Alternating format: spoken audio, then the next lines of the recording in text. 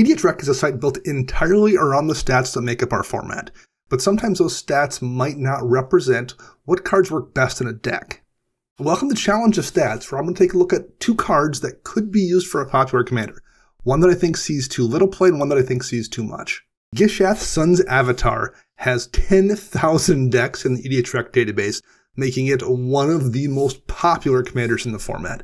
Gishath is an 8-mana legendary creature dinosaur avatar. It has Trample, Vigilance, and Haste and is a 7/6 and says, whenever Gishath deals combat damage to a player, reveal that many cards from the top of your library.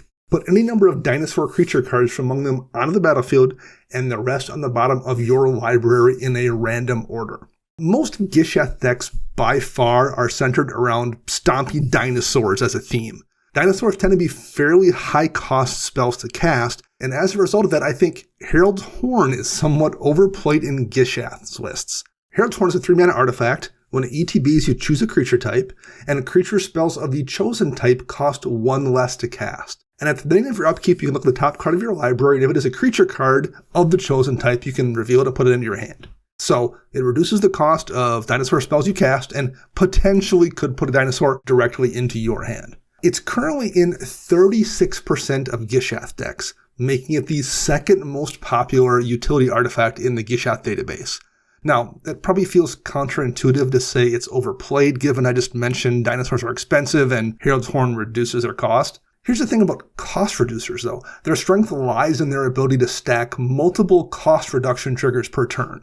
Herald's Horn in, say, a Merfolk deck or something, reducing the cost of a couple of 1 in a blue costing Merfolks and a 2 in a blue costing Merfolk down to a single blue and 1 in a blue, significantly changes what you can do in that turn. It allows you to cast multiple of those creature spells in a way that you maybe couldn't with the mana you had.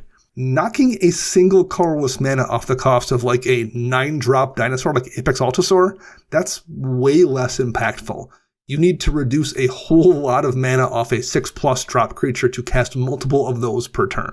Do you know what is impactful in a Gishath deck though? Strionic Resonator. Strionic Resonator is a 2-mana artifact, and for 2 mana you can tap it to copy target triggered ability you control, and you can choose new targets for the copy. Now, copying triggered abilities is always useful, but it's especially useful when your commander has an absolute bomb of a triggered ability. Copying Gishath's ability is backbreaking. Would you rather reduce the casting cost of a giant dinosaur by 1, or get a second crack at putting multiple high-cost dinosaurs directly into play? Horn's cost reduction also only works on cards being cast from hand, although I guess technically you could draw a dinosaur card off it on occasion. But what if you don't have any dinosaurs in your hand? It doesn't really do you any good. On the other hand, you can probably almost always find more than a couple of them if you're digging 8 or 10 or 12 cards deep when you double the Resonator trigger. It's not only a much larger cost reduction when you think about putting dinosaurs into play for free, but it's also functionally card advantage much more consistently than the occasional draw you'll get off your Herald's Horn. And that's all before we get into the other triggers Resonator can double, things like a Warstorm Surge damage trigger. Resonator's main effect is probably much more effective than a Herald's Horn, and there's a bunch of other secondary effects you can also perhaps copy. So, Strionic Resonator, I would give it a shot over Herald's Horn in the Gishath deck. Thanks for listening, and remember, EDH Rec your deck before you wreck your deck.